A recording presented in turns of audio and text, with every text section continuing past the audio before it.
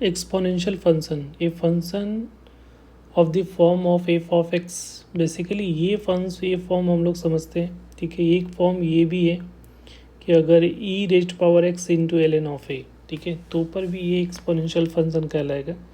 ठीक है। तो इसको थोड़ा समझ लो कि e raised power x l n लिखा हुआ, तो एल एन का मतलब होता है एल एन ऑफ ए का मतलब होता है log base e of x, और ई एक इरेशनल नंबर है जिसकी वैल्यू 2.718, जिस तरह से पाई की वैल्यू होती है उस तरह से ई भी एक एक्सपोनेंशियल इरेशनल नंबर है जिसकी वैल्यू 2.718 समथिंग ऐसा होता है, ठीक है। तो e raised power x into l n x ये लिखा हुआ, एल एन ए का मतलब log base e of x, right.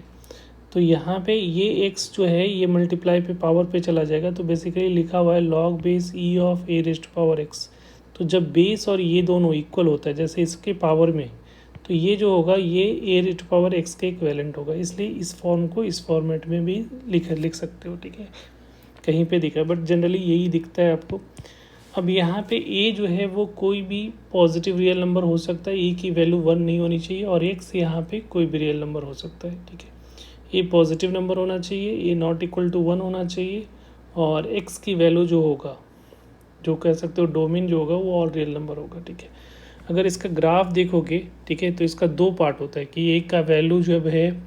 0 से 1 के बीच में होगा, तो और एक वैल्यू जो होगा, तो पहला केस में हम लोग ले लेते हैं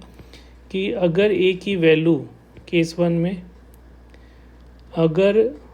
ए की वैल्यू ग्रेटर देन 1 हो, ठीक है, 1 से बड़ा होगा, तो उसका ग्राफ कैसा होगा। तो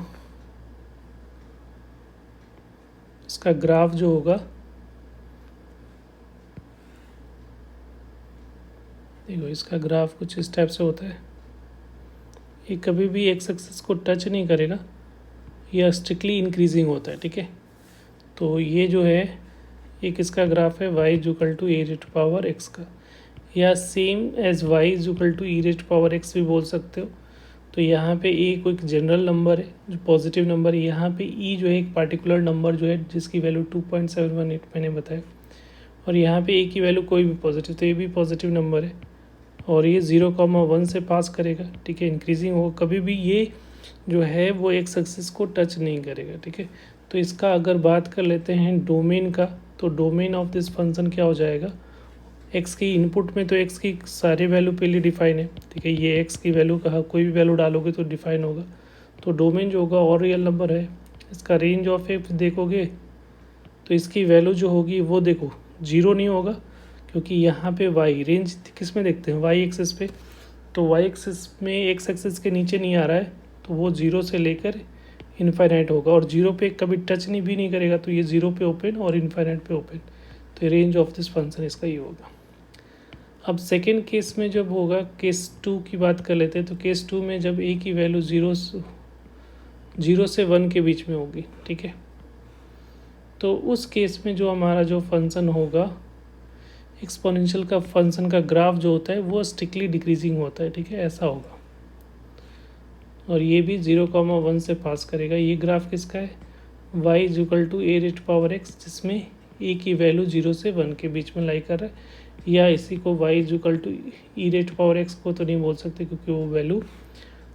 ई की वैल्यू जो है वो क्या है 1 से बड़ी है, तो ये इसमें होगा। तो ये जो है जैसे हम लोग कर सकते हो y equal to 1/2 rate power x का, या इसी को लिख सकते हो 2 रेट पावर माइनस एक्स, इस टाइप का जो भी ग्राफ होगा वो इस टाइप से होगा, राइट।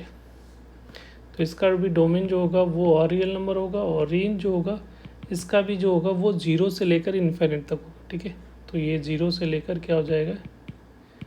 इन्फिनिट तक हो जाएगा। तो ये एक्सपोनेंशियल नंबर का ग्राफ हो गया, ठीक है। अगर ये वाला पार्ट को अगर देखोगे, जैसे अगर कोई 5 का स्क्वायर लिखा हुआ है, जैसे 5 का स्क्वायर लिखा हुआ, तो इसको अपन क्या लिख सकते हो, e rate power 2 into l n 5, ठीक है। तो ये चीज़ सेम है, क्योंकि अभी मैंने बताया कि e rate power x into l n a जो होता है वो ए रेट पावर एक्स के इक्विवेलेंट होता है, ठीक है। तो यहाँ पे ई 2 लिखा हुआ है, तो इसको हम लोग क्या लिख सकते हो, 5 का स्क्वायर, इस तरह से आप लोग लिख सकते हैं।